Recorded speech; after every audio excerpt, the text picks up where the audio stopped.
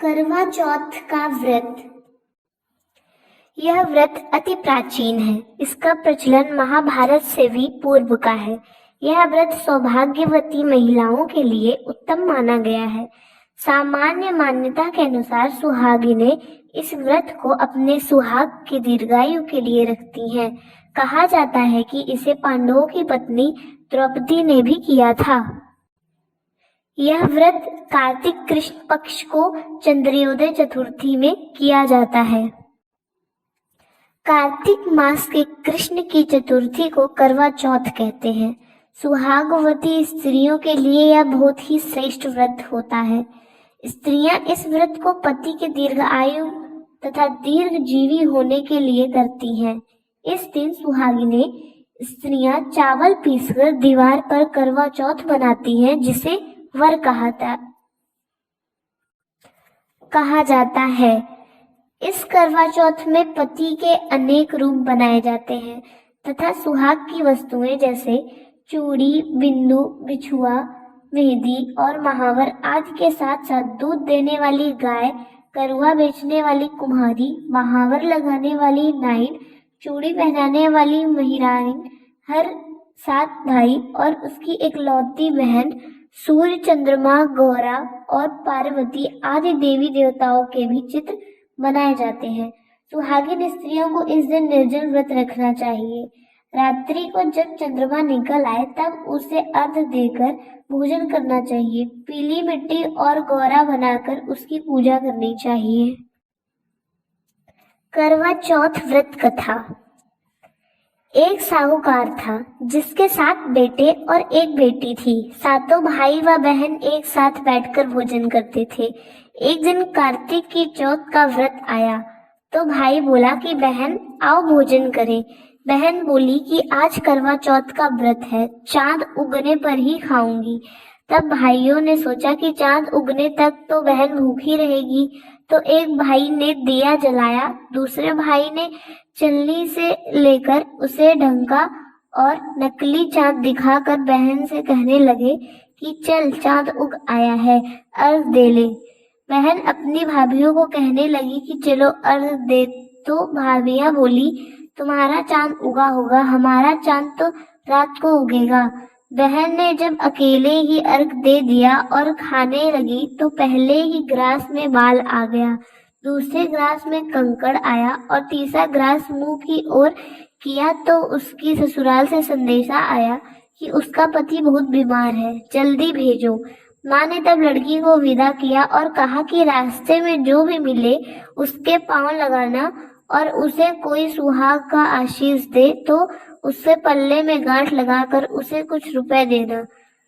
बहन जब भाइयों से विदा हुए तो रास्ते में जो भी मिला उसने उसे यही आशीष दी कि तुम 7 भाइयों की बहन, तुम्हारे भाई सुखी रहे और तुम उनका सुख देखो। सुहाग का आशीष किसी ने भी नहीं दिया। जब वह ससुराल पहुंची तो दरवाजे पर उसकी छोटी ननद खड़ी थी। वह उसके भी पांव लगी तो उसने कहा कि सुहागिन रहो, सपूती हो। तो उसने यह सुनकर पल्ले में गांठ बांधी और ननद को सोने का सिक्का दिया। तब भीतर गई तो सास ने कहा कि पति धरती पर पड़ा है, तो वह उसको अपने पास जाकर उसकी सेवा करने के लिए बैठ गई। बाद में सास ने दासी के हाथ बची खुची रोटी भेज दी। इस प्रकार से समय बीतते बीतते मृगशिर मार्गशीर्ष की चौथ आई तो चौथ माता बोली करवा ले भाइयों की प्यारी करवा ले। लेकिन जब उसे चौथ माता नहीं दिखलाई दी तो वह बोली कि हे माता, आपने मुझे उजाड़ा तो आप ही मेरा उद्धार करोगी, आपको मेरा सुहाग देना पड़ेगा। तब उस चौथ माता ने बताया कि पौष की चौथ आएगी, वह मेरे से बड़ी है, उससे ही सब कहना, वही तुम्हारा सुहाग वापस देगी। पौष की चौथ आकर चली गई, माघ की चली गई, फागुन की चली गई, चैत्र, वैशाख, ज्येष्ठ, आषाढ़ और सावन भादों की सभी चैत्र आई और यही कहकर चली गई कि आगे वाली को कहना। असौज की चौथ आई तो उसने बताया कि तुम पर कार्तिक की चौथ नाराज है, उसकी ही तुम्हारे सुहाग को लिया है, वही वापस कर सकती है। वही आएगी तो पांव पकड़कर विनती करना, यह बताकर वह भी चली गई। जब कार्तिक की चौथ आई तो वह गुस्से में बोली, भाइयों की प्यारी करवा ले, दिन में चाँद उगानी करवा ले, व्रत खंडन करने वाली करवा ले, भूखी करवा ले। तो यह सुनकर वह चौथ माता को देखकर उसके पांव पकड़कर गिड़गिड़ाने लगी, हे चौथ माता, मेरा सुहाग तुम्हारे हाथों में है, आप ही मुझे सुहागिन करे। तो माता बोली, पापिन हत्यारिन, मेरे पांव पकड़कर क्यों बैठी है? तब वह बोली कि जो मुझसे भूल हुई उसे क्षमा कर दो, अब भूल नहीं करूंगी। तो चौथ माता ने प्रसन्न होकर आंखों से काजल, नाखूनों से मेहंदी और टीके से रोली लेकर छोटी उंगली से उसकी आदमी पर टीका दिया। तो वह उठकर बैठ गया और बोला कि आज मैं बहुत सोया। वह बोली, क्या सोए? मुझे तो 12 महीने हो गए, अब जाकर चौथ माता ने मेरा सुहाग लौटाया। तब उसने कहा कि जल्दी से माता का पूजन करो। जब चौथ की कहानी सुनी, करवा का पूजन किया तो प्रसाद खाकर दोनों पति पत्नी चौपट खेलने बैठ गए। नीचे से दासी आई, उसने उन दोनों को चौपट पासे से खेलता देखा तो उसने सासू को जाकर बताया। तब से सारे गांव में यह बात सिद्ध हो गई कि सब स्त्रियां करवा चौथ का व्रत करें तो सुहाग अटल रहेगा। जिस तरह से साहूकार की बेटी का सुहाग दिया, उसी तरह चौथ माता सबको सुहागिन रखे, यही करवा चौथ के उपवास का सनातन महिमा है। करवा चौथ व्रत कथा 2। अति प्राचीन काल की बात है। एक बार पांडु पुत्र अर्जुन तप करने के लिए नीलगिरी पर्वत पर चले गए थे। इधर पांडवों पर अनेक मुसीबतों पहले से ही थी। इससे द्रौपदी ने शोक विहीन हो कृष्ण की आराधना की। कृष्ण उपस्थित हुए और पूछा, कहो क्या कष्ट है? प्रभु, द्रौपदी ने हाथ जोड़कर कहा, मुझे क्या कष्ट है, आप तो स्वयं जानते हैं, आप तो अंतर्यामी हैं, मुझे कष्टों के बोझ से विहीन कर दिया है। क्या कोई ऐसा उपाय नहीं जिससे इन कष्टों से छुटकारा मिल सके? तुम्हारा प्रश्न अति उत्तम है द्रौपदी। कृष्ण मुस्कुराकर बोले, प्रभु, फिर मुझ दुखी नारी का कष्ट दूर करने का उपाय बताइए। द्रौपदी ने पूछा। यही प्रश्न एक बार पार्वती जी ने शिव जी से कर दिया था। तब श्री शिव जी ने करवा चौथ का विधान बताया था। फिर प्रभु, करवा चौथ की जानकारी मुझे भी दीजिए और उसकी कथा कहिए। तब कृष्ण ने एक पल सोचने के बाद कहा, दुख सुख जो सांसारिक माना जाता है, प्राणी उसमें सदा ही लिप्त रहता है। मैं तुम्हें अति उत्तम करवा चौथ व्रत की कथा सुनाता हूँ, इसे ध्यान से सुनो। प्राचीन काल में गुणी, विद्वान, धर्मपरायण एक ब्राह्मण रहता था।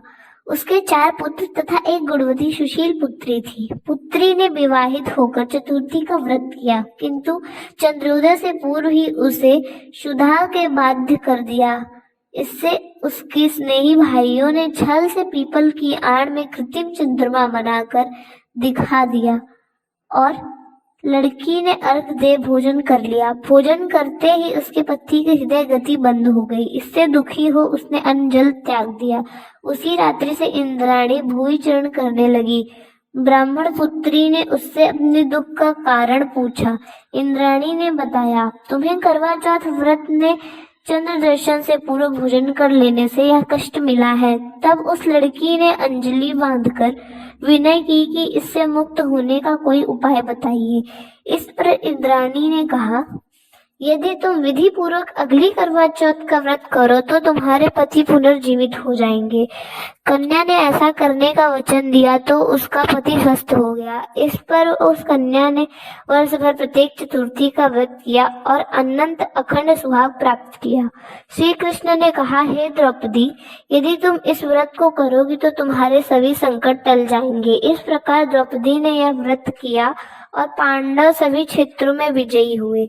इस प्रकार सौभाग्य, पुत्र, पुत्रादि और धन धान्य से इच्छुक स्त्रियों को यह व्रत विधि पूर्वक करना चाहिए। इस व्रत में भगवान शंकर की आरती की जाती है। करवा चौथ व्रत कथा 3। एक ब्राह्मण परिवार में 7 बहुएं थी। 6 बहुएं के मायके वाले बहुत अमीर थे, इसी कारण ससुराल में उनका बड़ा मान था, परंतु छोटी के मायके में कोई न था। वह घर का सारा काम काज करती, सबकी सेवा करती, पर कोई भी उससे प्यार नहीं करता। सभी दुत्कारते रहते। 30 त्योहारों पर भी जब उसके मायके से कोई न आता तो वह बहुत दुखी होती। हर वर्ष की तरह इस वर्ष भी करवा चौथ का व्रत आया। अन्य बहुओं के मायके से उनके छोटे भाई करवा लेकर आए, पर छोटी के मायके में यदि कोई होता तो करवा ले भी जाता। सास भी छोटी को ही खरी खोटी सुना रहती थी। वह दुखी हो घर से निकल पड़ी और जंगल में जाकर रोने लगी। एक नाग बहुत देर से उसका रोना सुनता रहा। अंत में वह अपने बिल से निकल आया और छोटी बहू से पूछने लगा, बेटी क्या बात है, तुम रो क्यों रही हो? छोटी बहू बोली, आज करवा चौथ है, मेरा कोई भाई नहीं है। यदि मेरा कोई भाई होता तो आज वह जरूर करवा लेकर आता। नाग को छोटी बहू पर दया आई। नाग ने कहा, बेटी तुम घर चलो, मैं अभी करवा लेकर आता हूँ। थोड़ी देर के बाद नाग ससुराल पहुंचा। ससुराल वाले इतना सामान देखकर चकित हो गए। सास भी प्रसन्न हो गई। सास ने प्रसन्न मन से छोटी बहू को नाग देवता के साथ भेज दिया। नाग देवता ने छोटी बहू को अपना सारा महल दिखाया और कहा, जितने चाहे उतने दिन आराम करो, मन चाहा खाओ, मन चाहा पहनो, पर एक बात याद रखना, सामने रखी नाद कभी मत खोलना। छोटी बहू सारा समय महल में आराम से काटती थी, पर नाद के बारे में उसकी उत्सुकता बढ़ती जाती। एक दिन जब वह घर में कोई नहीं था तो उसने नाद को उठाकर देखा तो हजारों छोटे छोटे सांप के बच्चे इधर उधर रेंगने लगे। उसने जल्दी ही नाद ढक दी। जल्दी में एक सांप की पूंछ नाद के नीचे आकर कट गई। शाम को नाग के आने पर छोटी ने अपनी गलती स्वीकार कर ली। नाग ने भी उसे क्षमा कर दिया। तब छोटी ने ससुराल जाने की इच्छा की तो धन रत्न आदि देकर विदा किया। छोटी के ससुराल में अब उसकी बड़ी इज्जत होने लगी। जिस सांप की पूंछ कटी थी उसे सभी भांडा कहकर तंग करते थे। एक दिन उसने अपनी माँ से पूछा कि मेरी पूंछ कैसे कटी है।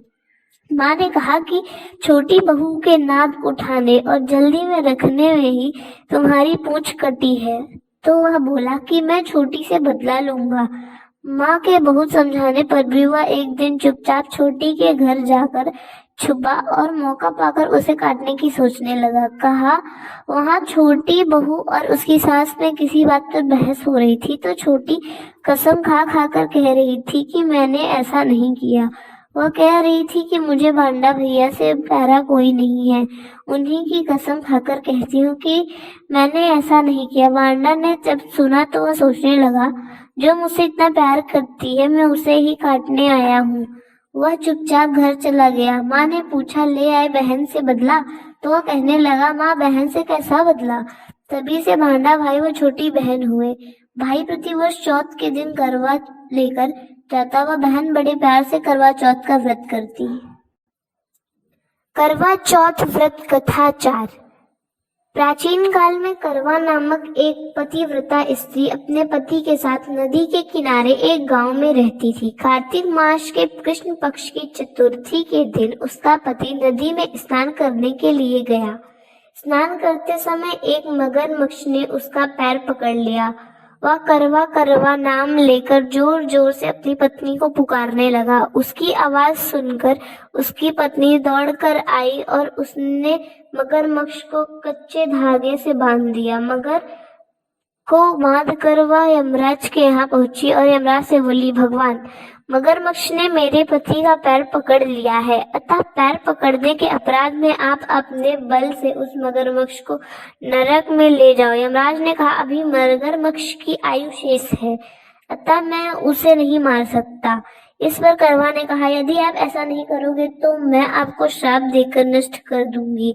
यह सुनकर यमराज डर गए और उसे पतिव्रता स्त्री करवा के साथ जाकर मगरमच्छ को उन्होंने यमपुरी भेज दिया और करवा के पति को दीर्घायु प्रदान की। उसी दिन से यह करवा चौथ मनाई जाती है और सुहागिन स्त्रियों के द्वारा व्रत रखा जाता है।